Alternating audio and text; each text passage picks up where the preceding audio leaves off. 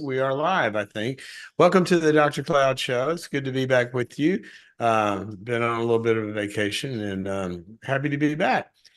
Um, this is the show where we talk about your life, if you've ever tuned in before. And I always talk about the life having three parts. There's our clinical life, how we feel, all of our pains and emotional stuff. And then there's our relationship life. And then there is our performance life, reaching, goals and dreams and having things come to fruition using your talents and gifts. Well, that's normally what we do here. Today's going to be a little different because I have a new book coming out actually tomorrow. That's Tuesday, June 18th, depending on when you are seeing this or listening to this.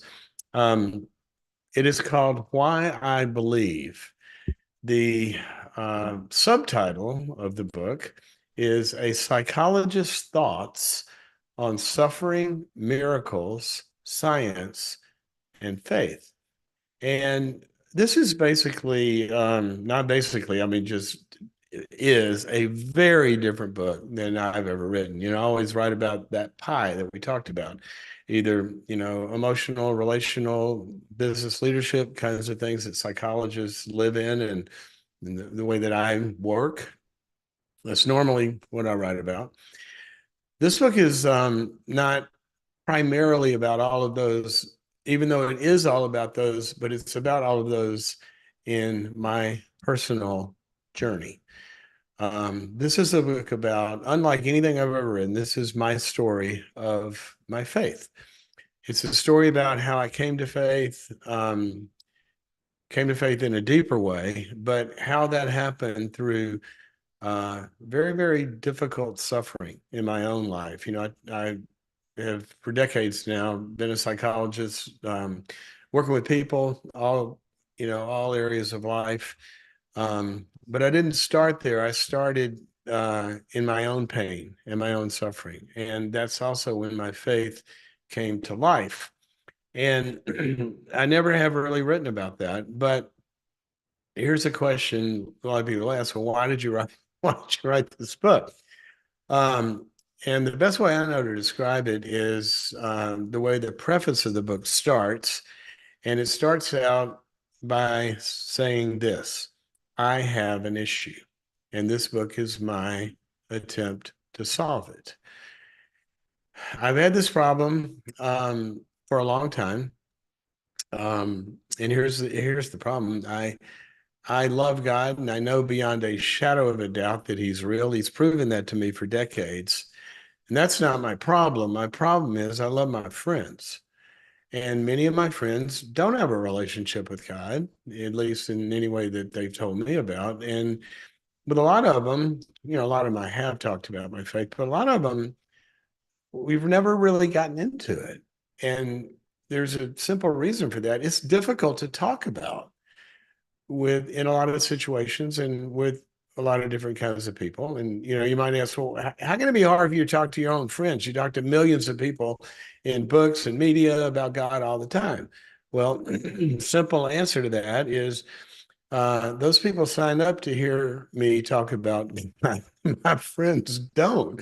They just signed up to be my friend, and we play golf and we go to dinner, and I've got long-term friends that they just signed up to be my friend. Now they all know that I'm one of those weird people, one of those Christians, and a lot of times they have a lot of like, what is one of those? Like, are you going to try to convert me and all that stuff gets into it, which sometimes it's an uncomfortable conversation for some people to have, and I don't want to make them feel uncomfortable, but I really want them to know. And so after a long time, a lot of different situations, um, that would bother me. And I go, I'd like to talk about it, but I don't know, it's going to make them feel weird or judged. And some people it's easy, some people it's not. But after a long time, I just decided I really want them to know. And so I'm going to solve that problem. I'm going to write a book. Originally, it was going to be called To My Friends, but it turned out to be called why I believe, because this book really is the answer to that. It is why I believe. And I started writing the book, and I started talking to a lot of my friends who are people of faith about the book. And literally to the person, they all said, I need that book to give to my friends. I have that same problem. And then I started to see how big of an issue this is for so many people with, extended family members sometimes, or just friends or people they work with. It is a hard conversation for some people to um, to enter into. And yet I feel like I need to. I have to. I have to. So that's why I wrote the book. And that's what it's about. I'm going to give you a little bit of an overview here. What we decided to do for the show was I want you to call in, if you would like, just to ask me. We're not going to talk about life and its dilemmas, or, like we normally do, things you're going through. But I want to make this about what the book's about. This is about my faith. And anything you want to ask me about my faith, um, uh, I'll be happy to tell you as best I can. One of the things I do say about the book is it's not maybe, a lot of people write about reasons to have faith, reasons to believe, why all of this is true. There's a field called apologetics. And I'm going to go into some of that that's included in the book. But I'm not trying to say this is the best piece of work out there on all of those facts, but it is about how those questions were answered for me. So a little bit over the overview of the book. It starts out with I just talk about my early beginnings of faith as a child. It's pretty simple, no big stories there. Other than I grew up in a normal Southern Christian environment. Went to church on Sunday. We say prayers before meals and prayers at bedtime. My parents were Christians. They mostly lived out their faith through serving. They served the poor, and they were deeply involved in a lot of local charities, but just helping people. They use their business to help people, and I saw their faith lived out. And we would go to church, and God was there, and he believed in God. But I always had this big problem, and the problem was when I was growing up as a kid, and I believed in God, and I kind of wanted to you know, live out my faith as a child, but I wasn't in one of these Christian homes where, you have daily devotions and you're learning about the Bible. I mean, went to Sunday school and all that stuff, but it wasn't like we think of. I was raised in a Christian home where you're getting kind of indoctrinated. It was just an assumed that, we believe in God and we try to do what he says. But that created a dilemma for me. Even though I had a faith as a child, it wasn't the most important driving force of my life, where I oriented everything in my life about it. It was God was kind of in the background a little bit. I talked to him a lot. I talk about that in the book. There was one big anchoring experience I did have as a child that sort of, I think, made it even more real in a way. And I go into this pretty deeply in the book and how I was healed from that psychologically. But right before my fourth birthday, I was 3 years old, three and a half, a little before four. And I came down with a hip disease, and I was in a wheelchair and crutches, and couldn't walk. Went instantly from a kid running around and playing to boom, you can't walk anymore. And they wouldn't let me for up to close to a couple of years. It was a really, really difficult time.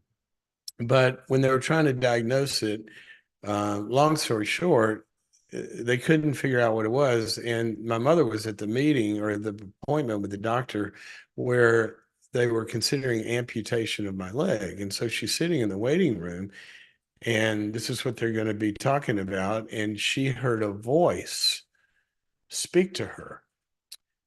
And the voice said, leave and take him to a particular hospital 225 miles away in New Orleans. I grew up in Mississippi. And it was so clear to her She got up and left. And her friend was with her, said, "Come on, we're leaving." So, "What are you doing?" She said, "I got to take him to New Orleans." And they're going, "What?" Somehow she talks my dad into this. They take me to New Orleans and I check in. And random, I mean, we went to a big teaching hospital. It was Ochsner in New Orleans for like the Mayos of the South back then, or Cleveland Clinic of the South, big medical center with, uh, a teaching hospital, research hospital. So you randomly get assigned. Well, I randomly got assigned to a woman orthopedic surgeon who had just moved there from Chicago. And she examined me and they did all the x-rays and all of that. And she came back in. And um, I remember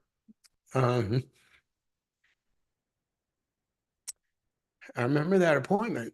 And she came in and she said, "There will be no amputation. I know exactly what this is and I know how to treat it and he's going to be fine. So it's going to take a while and he can't walk." Now, why did she know what it was? She had trained with the two doctors who had discovered the treatment for this. And that had been in Chicago, I think. And she moved to New Orleans. And that's the doctor I got randomly assigned to. Then my mother heard a voice from Mississippi saying, "Go." And she went. And there you go. That voice saved my leg.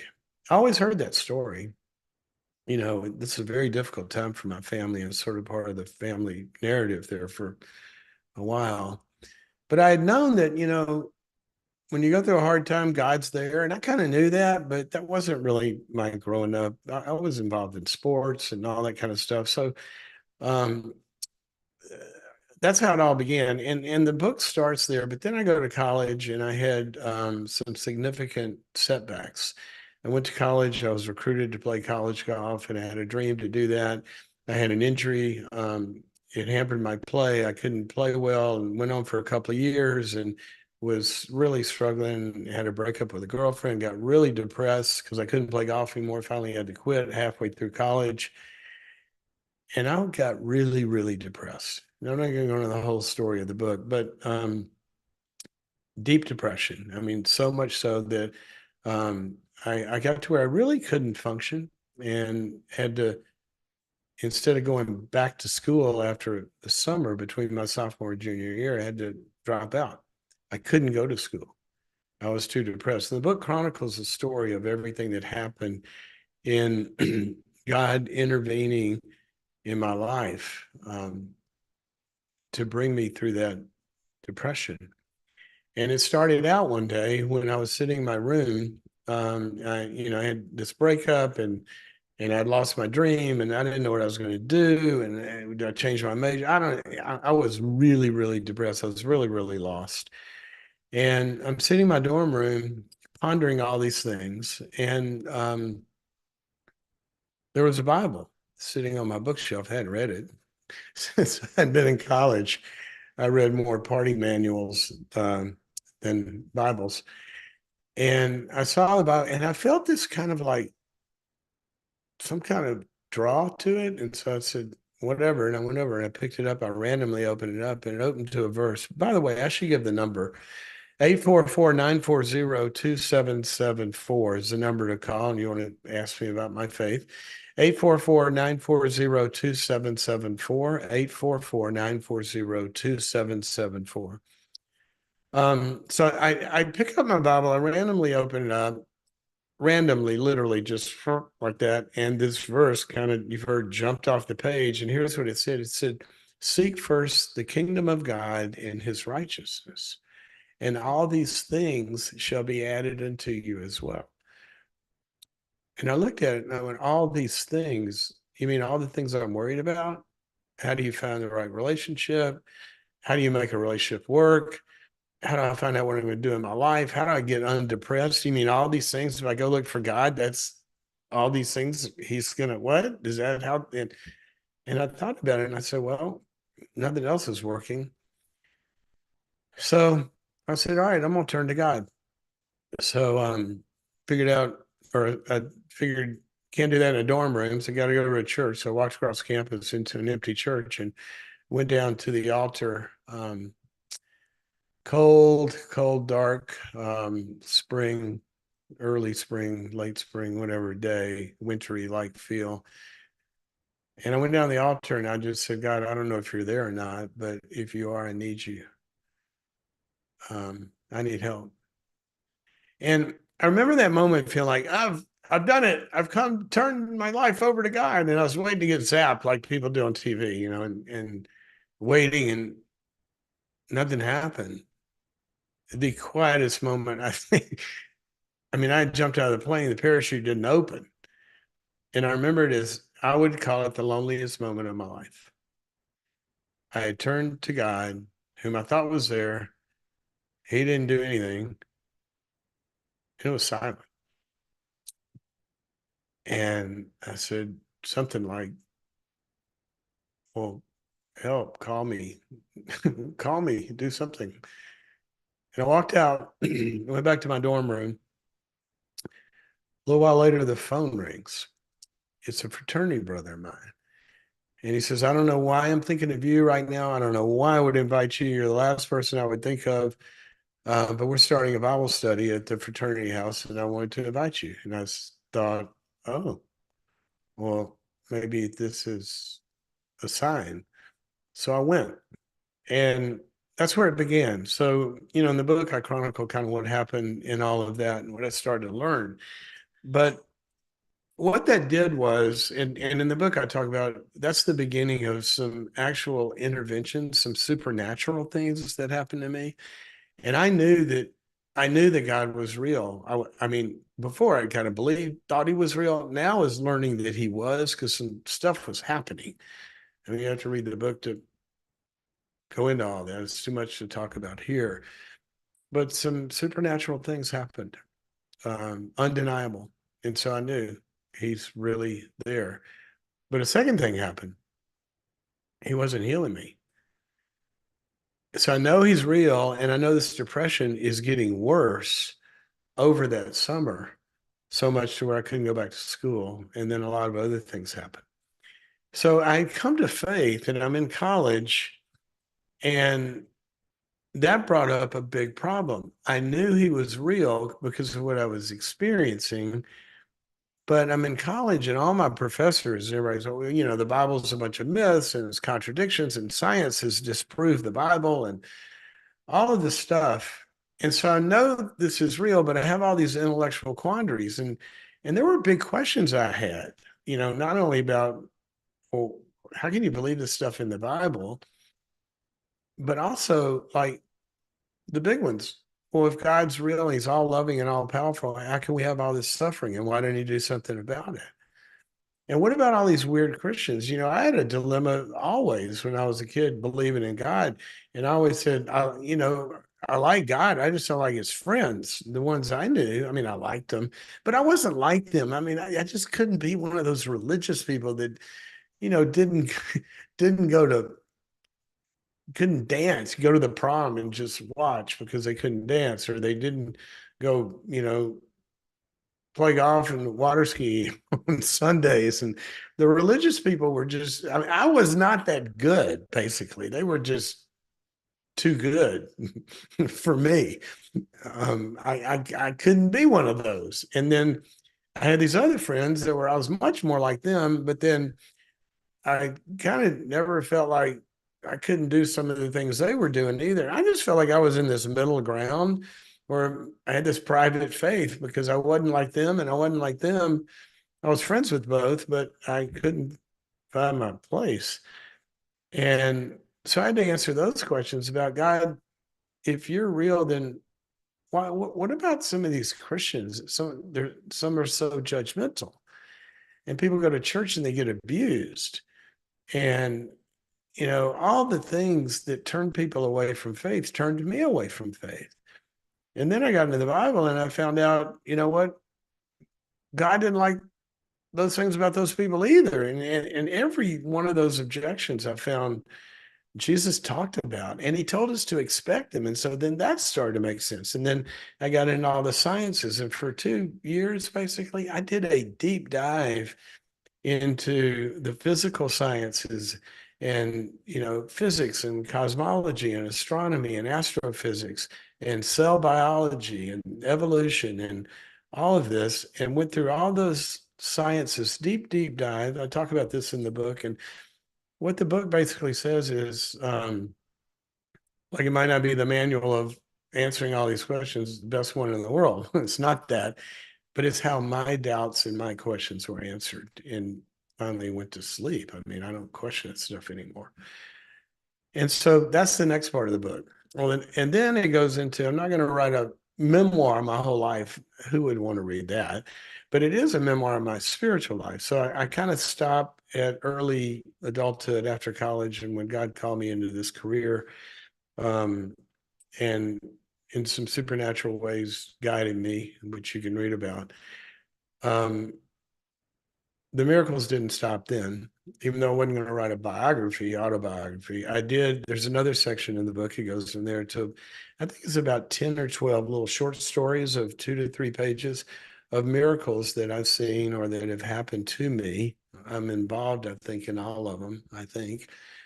Um, and then I explain all those science questions and all the answers that I found.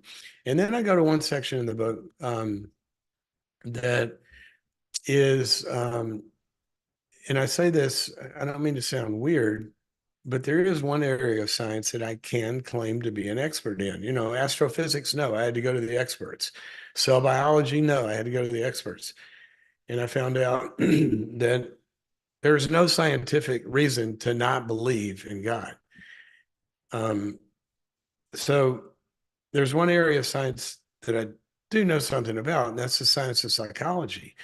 And when I got into the science of psychology, only way I know how to describe it is it proved the Bible to me. The science proved the Bible to me, because every evidence-based treatment and everything we know about how psychological and emotional issues are resolved are directly prescribed in the scriptures. Not only that, the etiology and the diagnostic causes of all these problems are explained. And I just couldn't believe it. When I went back after all that, back to reading the Bible, I didn't know if I was in a clinical training or reading the Bible, because I was like, good night. Why didn't anybody ever tell me this stuff? So that's when I became even a deeper believer in the scriptures. And if you know most of what I've written, not in the business books, but in the personal growth books, I've talked about a lot of how spiritual growth affects the pie of life and the science of that. And that's that's the book. So it's about how I came to faith through suffering. And one of the reasons, when I was sharing this with people, and in the early manuscripts, I shared it with a lot of Christians as well as non-Christians. And I had written the book to give to people who don't have a faith to understand that there are really reasons to believe this. You don't have to be a nutcase. But then the Christians were telling me something. They were saying it answered a lot of lingering questions that they've had or doubts they've had in their walk of faith. But more than that, it was a testimony that strengthened their faith, because they got to hear some pretty incredible things, how God has shown up. So that's the book. You can get it. You can pre-order it today. It'll drop in your box tomorrow if you're on a Kindle, or it'll be shipped to you tomorrow. Any of the Amazon, Barnes and Noble, wherever books are sold, but you always hear. It's called Why I Believe by me. And you can get it by going and getting it. That's why I wrote it, and I was going to make a point there. Oh, so today what I want to do is kind of talk about, just let you know that it's coming out, and that's what it's about. If you want to watch a 2-hour live stream of this, you can go to whyibelieveevent.com, whyibelieveevent.com, and sign up for that. That takes place tomorrow night. And you can see that. So I want to do this broadcast, really let y'all know about it. But the other thing was, we thought it would be fun to take questions. 844-940-2774. 844-940-2774. A little bit of a scratchy voice here. Call in and ask me questions about my faith. Not that I know everything. I know everything about my faith. I do, I do know that. I can't answer all the questions about everything that sometimes there aren't even answers to.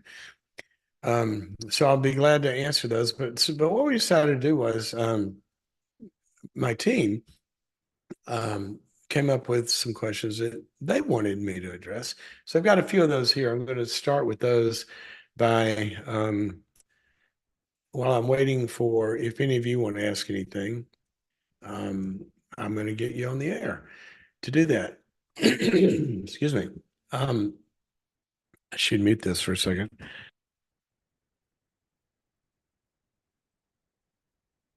Ah, that's better. I don't know if it's the pollens or what they've got me going on here. So here's a few questions that the team came up with today.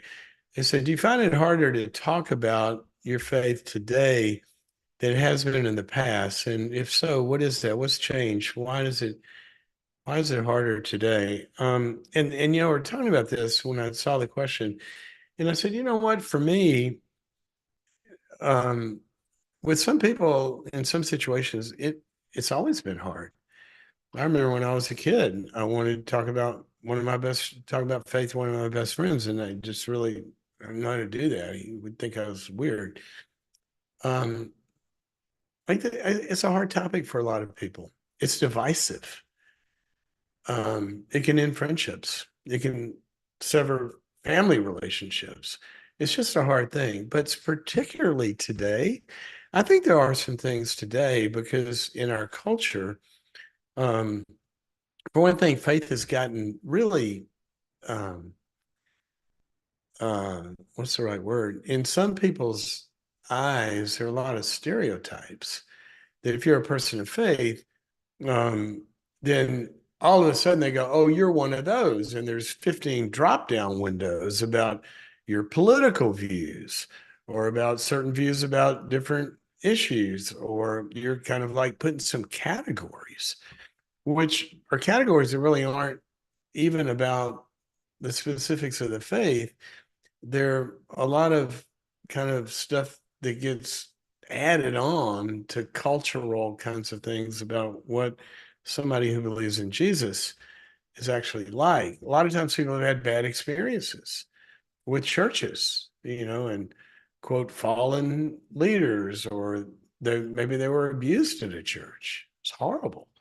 And they went to a church and bad things happened, and a lot of that. And so, you know, and today with how much access we have to information and all that, there's so many obstacles in people's views that a lot of times I'll hear them say things about the faith or about, and I go, where is that? That's not in the Bible anywhere. In fact, the Bible says the opposite of that. But it's harder today, you know, politically and other issues, and the way some people have some extremes on both sides kind of make it gets pretty charged. So I think it is a little harder today, which is why I tried to. What I did was look. There was a guy one day who was blind, and Jesus healed him, and he went and told people, and they said, well, they started asking him to explain Jesus, and he said, look, all I can tell you is I was blind and now I see. This guy healed me. And he told his story. That's what this book is.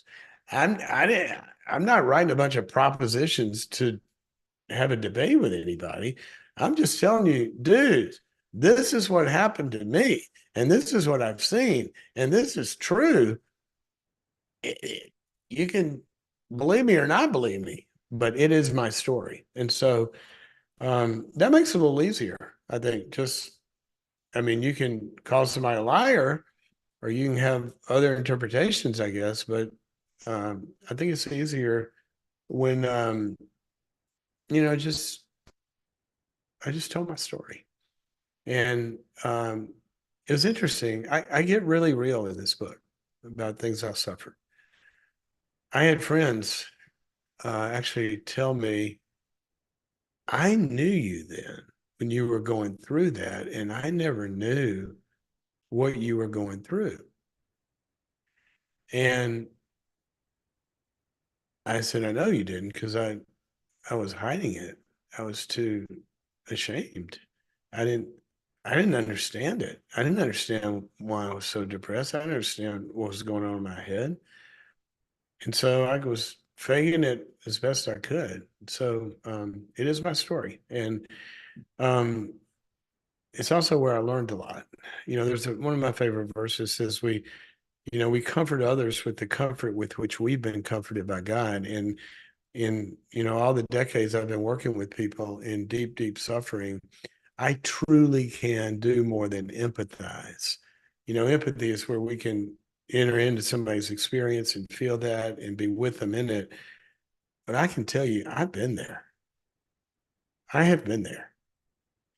And I know what makes depression better. I know what makes anxiety states better. I know what makes crazy thinking and obsessive sort of stuff better. And I know because I've been there. So that's another part of the story. Um, Next question from my team, and then we'll take some of yours, I think. I'm going to ask the team to do that if we have them coming in. What is the inciting incident that led you to write this book? Was there a specific um, conversation or moment? Not really, other than just a long-standing discomfort, uncomfortable with knowing what I know and people that I love not knowing, and they're knowing me and not knowing that part of me. And that just kind of built. I said, finally, enough is enough. Write this book. If they think I'm crazy, then, and I actually wrote this in the book. I'm going to tell you a few things in the book. You are going to think I'm crazy, but this happened. So it wasn't one moment. It's kind of a little longer journey. Next question is kind of like that. Did you feel any hesitation or nervousness about getting personal in this book the way that your other books have not? I didn't at this time. Part of that, I first started writing books. I was in clinical practice. And, um, when you're seeing patients, you really want it to be about them and not you, and more that you're there to help them. And in some ways, the less they know about you, the more objective they experience you in some ways. And sometimes it's very helpful to share. There are all sorts of guidelines about that clinically, ethically, and a lot of other ways. But when I was in practice, I didn't want my struggles and my story in the room. Really, I wanted it to be about them. And so now that I don't do that kind of clinical work so much anymore, um, I thought, well, kind of gotten over that. And I'm not ashamed of the struggles I went through. Um, the book will the book will tell you specifically why and what those were about. There were a lot of bad things I had happen to me, especially young. Um, and so, yeah, I just tell it like it is and what God did to heal me. Um, what's the most important lesson or lessons that you want people to take away from this book? That one's easy. Um, Jesus is real. That's the most important lesson. And I want them to know that. So if you boil it down to one, that's it.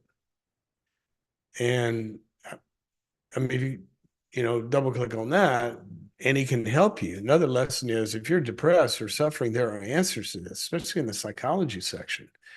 I go into a lot of how spiritual growth and all of that. And these issues of faith have a lot to do with making us well. That's a big one. Um, Another one is, you know what?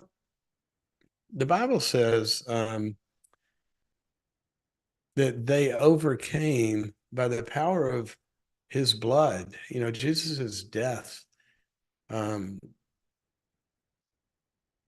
undid everything, started on a different path. And the power of his death and resurrection in his life, they overcame because of that and knowing him in a relationship with him. But it also says the word of their testimony. And I know that my spiritual life and my journey is greatly helped by hearing stories. I still do this all the time. I'm always reading about 3 or 4 books at once. I'm reading something very technical, you know, might be in neuroscience or clinical or leadership science or other things like that. I'm always reading something in business. Um, I'm always reading, you know, scientific journals and stuff like that. But another thing, you know, something about theology. But I'm also reading always spiritual memoirs, people telling their story and seeing. And I listen to a lot of testimonies on YouTube. It's one of my favorite things to do. You'll hear about people. One of the areas I studied for probably 30 years is near-death experiences.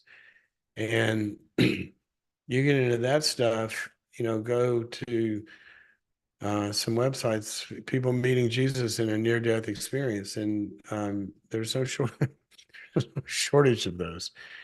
And anyway, um, so the testimonies, I guess, is one of the lessons that it gave me was just a reminder. Good night. I forgot. God did that. Oh yeah. Well, if he did that then whatever I'm going through now, he's going to take me through that. And just the testimonies are a reminder of spiritual growth. Here's another one. In what ways would this book have been different if you've written it as your first book instead of your 300th book? I don't know which one of my team members wrote that. I haven't written 300 books. They tell me it's 40 something, but not 300. Would have been different if I had written it as my first book. Well, for one thing, I wrote my first book when I was in my late 20s.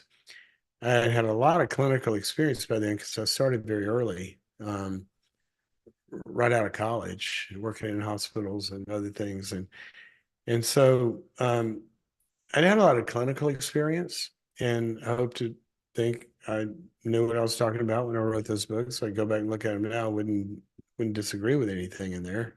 Might say it differently or with more experience now. But one of the ways it would be different is I haven't had the life experience. All the stories about the miracles that God's done since then in the last, you know, 30+ decades, those wouldn't have been there. And so maybe when I'm, you know, 90, I'll write another one, chapter 3 or something.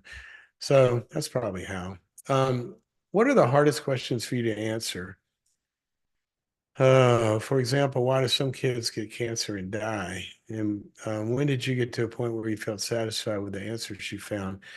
This is one of the uh, this chapter. I have a chapter in the book on that question, and I call it the hardest problem. The hardest problem. The problem of pain, as C.S. Lewis called it. If God is good, why do we have all this suffering? And that's the hardest question for me to answer. And through the years and through a lot of experiences, a lot of really studying the scriptures, I am very satisfied intellectually with, I think, the answer that God gives to that. It's the hardest one. Why does a child get cancer and die? A related one why do some of them get healed and some don't? Those are hard questions. That's the hardest one. And I go into great depth in the book um, about how that one was resolved for me.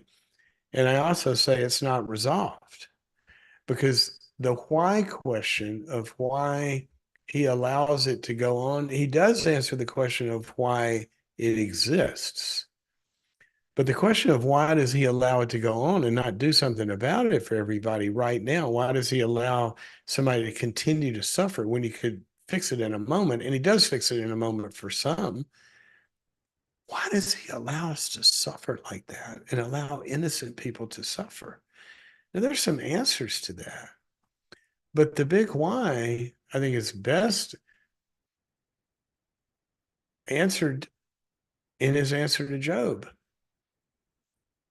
which was, paraphrase, I'm not answering that. You have to trust me. Yeah, did that satisfy me, as the question says? No, I'm not satisfied with not knowing. But as Job said, or as God said to Job, look, when you can create all of this and you're as smart as me, paraphrasing, then I'll debate with you. But basically the answer was you have to trust him. And there's all sorts of reasons why we know why it exists, but why does he allow it? Why is he waiting? He will fix it ultimately. There's some answers to that I write about in the book. But Jesus said the same thing when he was in it. My God, why hast thou forsaken me? The man of Jesus could not comprehend how God could do that. And God was silent to that answer. He said, you have to trust me, basically. That's not satisfying emotionally. But what's satisfying is I trust him. And I did know one other thing as a psychologist that helped me with that when I studied cognitive development, that we go through stages of understanding and cognitive understanding abilities at different ages of life. If you, for example, in the example I put in the book, if you ever studied Piaget, the cognitive scientist, um, he studied development of this. And one of the first things happens with a baby, they start to grow up and get active, and you're playing with your baby now, and they're crawling around, 1 year old plus, and try to play hide and seek with them. Take the ball and then hide it. They get disinterested. And the reason is they can't comprehend that if they can't see something, it still exists. So they won't go look for it behind the couch. You wait several months and they get to a different level of understanding that the ball still exists. I got to go find it. They couldn't understand that before. It was true, but they couldn't understand it. That's why we don't teach algebra to 4-year-olds. You're not there yet. And when I understood that's true, that there are truths like how can God be all loving, all powerful, all good, and allow this suffering to go on sometimes and not do anything about it? That ball exists. I'm just not smart enough to understand it, and I have to trust him. I don't like that. Did it satisfy me? No. But I hit a ceiling. It's called I'm human, and he's not. And he thinks at a different level than I do, and I have to trust him. And ultimately, it was his love that answered that question. Why can I trust him? Because he died so he could have us back. If he loves us enough to die for us, he loves us enough, yes, to end suffering, and he will. But for some reason I don't understand. I mean, maybe akin to when a kid's lying there at 2 years old and they're getting a shot and wondering, Mom, how can you allow this to happen to me? Well, there's something the mom understands they don't. I don't know. I just know that I got satisfied by knowing the love of God and trusting in the love of God, um, that I just have to trust. And then it hit me another way. If it weren't that way, in other words, if there were not things about God that are above me and my understanding, then I'm God. We Last thing we want is a God that we can fully understand, because we're screwed, because we're as high as it gets and we know we can't fix all this. And that led me to another level of trust. One of my favorite verses is, he says, my ways are higher than your ways. And Paul says he's unfathomable. We cannot understand everything he does, even though we do know one thing: it is totally just, it is totally loving. I got to trust that. Anyway, in the book, that's a big, big part of what I go deeply into, and with a lot of pain, because um, I, I've seen awful suffering, and I've lost people to awful suffering. Innocent, good people. I don't understand it. I don't. But I know him, and I trust him. Okay. Let's go to a couple of questions here. Let me see here. Got a caller from California. Her husband are trying to reconcile. We're separated. He's not in the church, and I want help with guiding him to faith. I think faith is a big component of what can help us. How can I encourage him without pushing too hard? Um, well, that's a little different. I mean, it's not really about my faith, but I will relate that to my faith, and something the scriptures actually tell us, because I do feel for you there, and I do know that faith could help with that for sure. Um, in fact, let me get Monique on the air here. Let's try that. Monique, can you hear me? Have I got you there? Hold on. I Hello. got to. There you are. How are you? Hi, good afternoon. I'm good. I think I got your question. Is there anything I left out in there? You want to reconcile with your husband? You think faith should be a part of it? It could be a part of it. I do too. But how do you get him there? Is that kind of what you ask? Yeah, for the most part, and I just want to add a little bit, because a lot of the things that you said resonated with me. Like for my husband, he, I think he loves Jesus, but again, like he doesn't like his friends, he Yeah. doesn't really like get along with the church, and he feels very judged. And I'm having a Right. hard time, like, when crisis hits, when we separated, I ran to the church, but like when we're trying to reconcile, and because he's not connected, I kind of fall off of my routine and I backslide. So I just also have a hard time like juggling the reconciliation and trying to also bring him into the faith. Well, it sounds like he's in the faith. He just doesn't want to go to church. Is that right? Not really, no, because he doesn't really like. I mean, I think the only thing that he does, and I don't know how often, is maybe pray. Yeah. But I don't So, think he like reads his Bible or anything. well, those are activities, spiritual, religious disciplines, right? But what you said was that he you said he loves Jesus and he prays. Okay, so I was just trying to get a read on a GPS kind of where he is. Um, well, first of all, the scripture speaks directly to you on this. Peter says to wives in your situation, basically, to try to win them over without a word. So it's not going to come from convincing. It's going to come from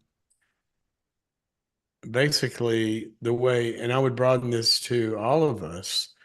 Somebody don't want to go to church.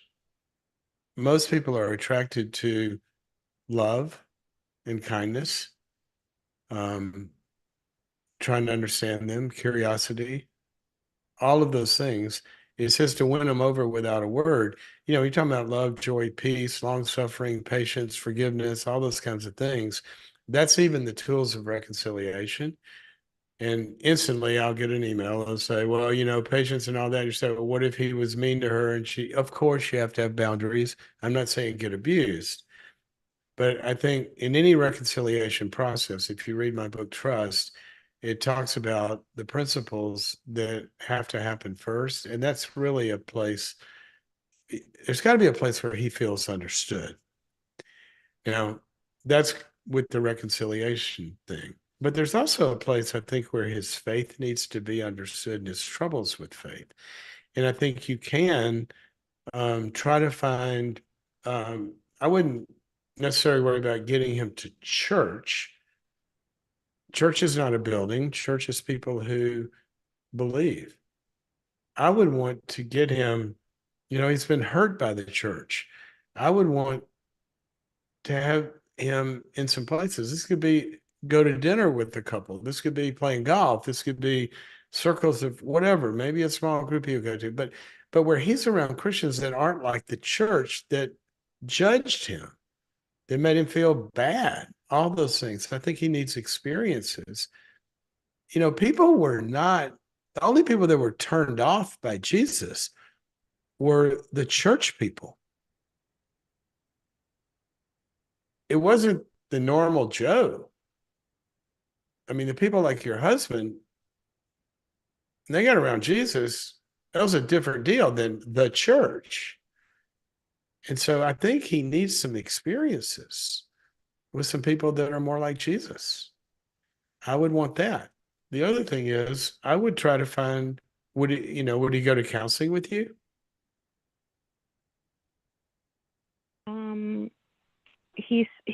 He seems like he's a little hesitant. He said that he's possibly willing to try. So now I'm trying to figure out how I can do that without, kind of going over there and throwing him under the bus. I kind of trying to figure out how I can let him kind of lead that. Yeah. Well, the counselor should lead it, right? But I would try to find a counselor who is, friendly to your faith, but is not going to beat him up with it. I want him to have a different experience than he had at church. Another thing would be some kind of couples group. One of the things I think he needs to see is other men who are in the growth process. Because sometimes he's never seen that. And I think if he saw other men who were growing in some way. So I would kind of look into your network and find some people who would be better for him than maybe some of the places he's been. Okay, I hope that's helpful to you.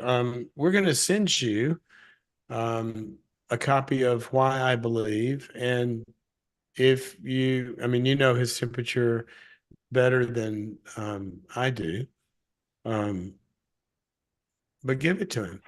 I think it'd be very friendly to him. That's why I wrote it. I wrote it for people like him. And also my book, Trust, it is about reconciliation when trust has been broken. So I thank you for your call. Melissa, calling from California, working with others that are having difficulty finding faith. I'm helping others in a 12-step program. What advice do you have for helping people find faith and trust in God? I notice the intellectuals having real trouble with it. Melissa, welcome to the program.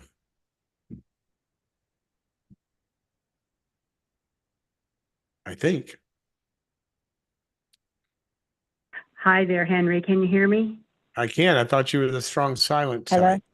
Oh. Yeah, I have you now. No. I'm so delighted to hear you on this subject. And it was the topic of this morning's AA meeting about getting to that deeper place of where you can finally believe something. And it's the most delightful topic to hear other people share. It's like such a personal and beautiful miracle to hear other people's testimony, and he shows up in such beautiful ways for others. So hearing yours is extra special. And I went to SMU like you, and I know the places you're talking about. So it's really You did? meaningful to hear your story. When were you there? Yeah, and I gave you a pack of lifesavers. I was there in 1984, 85, 86, and then I went Oh. to treatment where I found God again. You know, How about that? Well, Anyway. so you know the Really? freshman quad, Oh, right? I was living in Macintosh dorm. Okay, Uh-huh. well, I visited Macintosh frequently. I bet For you those of you did. who don't know, that's the girls' dorm back then. So that's where you had to go pick up your dates, right? But There you go. A man on I the floor. was We had to announce man on the floor. man on the floor, man on the floor. And then sometimes you went, shh, don't, you know. So I was there in Cockrell as a sophomore because Yes, I know was exactly from- where that is. Yep. So you know what a sophomore advisory is, where you live on a freshman floor. And so I walked from that dorm over to Perkins Chapel. So you know where that is, a little chapel across the Yep. I sat boulevard in there. Perkins Chapel and prayed those things you prayed. That's right. And look what happened. Oh, He showed up. and And I- I guess when I God saw you- knows where Perkins Chapel is. God showed So- up in the. Yeah. I was struggling with an addiction, with an eating disorder at that time, and God showed up in the form of a human being that I knew from my childhood who went to a treatment center, and she needed a place to stay for the night on her way to her continued treatment. And she told me all about it, and I said, I think I need to go too. And I was so scared, but I trusted it was right, and it was Yeah. changed everything for me because I could really dive in and be allowed to be broken for a while. You know what I mean? Yeah. Read my book. You'll know I know what you mean. So what's your question? So Give me your question. My question is, I love working with others, trying to inspire, and I call it like just holding a candle for somebody. If they don't have any faith, you can just sit in their mind and just share my candle if you want, but I'll hold it for you. And I noticed that some of the people who have the hardest time, because I was one of them, is the ones who are so intellectual. And one of the gals I'm working with has a doctorate, and she has an open heart, but I think there's so much fear in trusting something that can't be scientifically proven. And I think, well, that's God's way.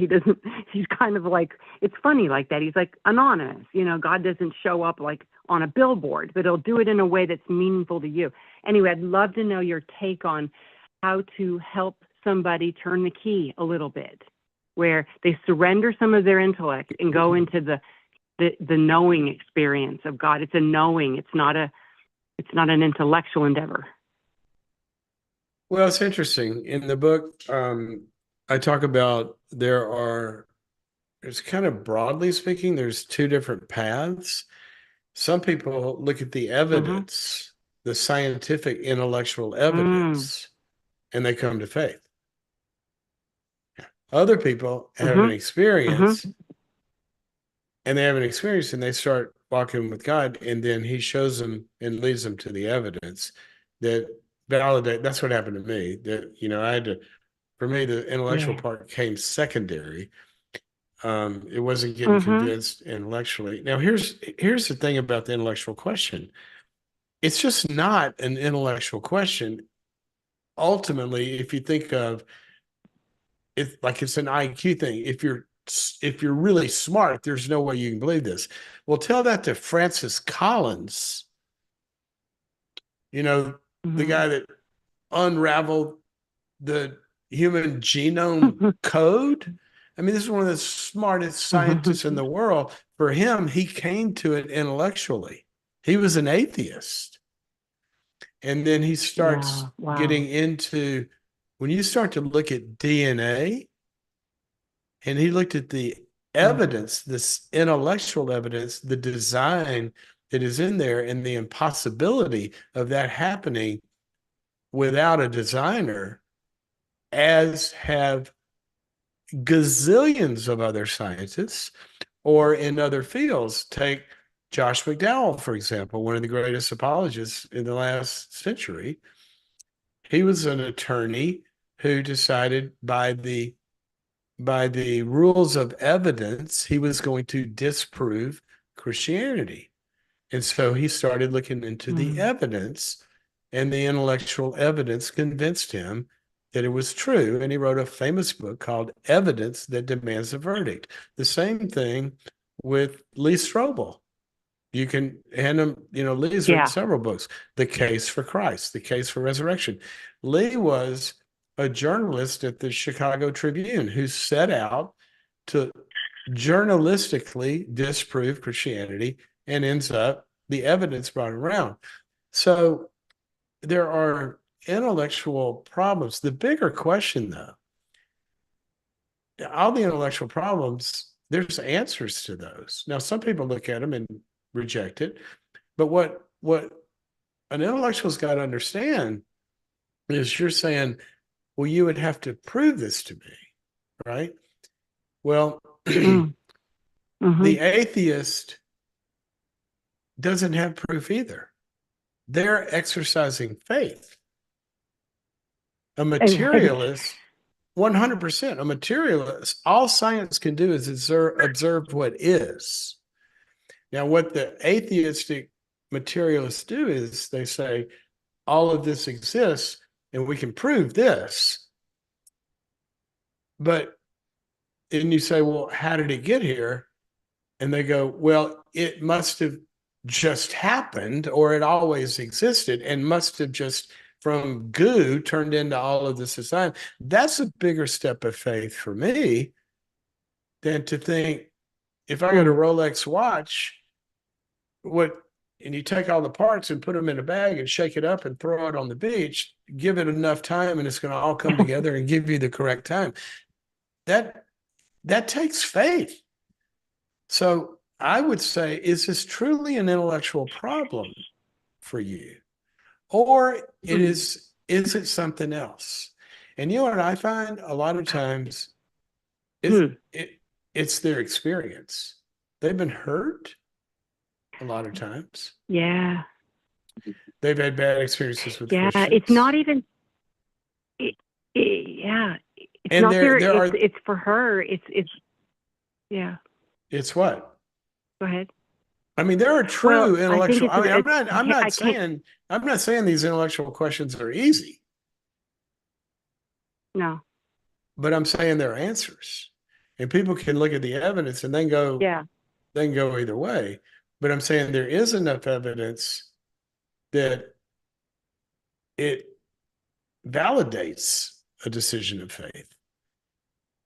And so I'm not saying somebody's intellectually wrong for not believing for intellectual reasons, and they can have that.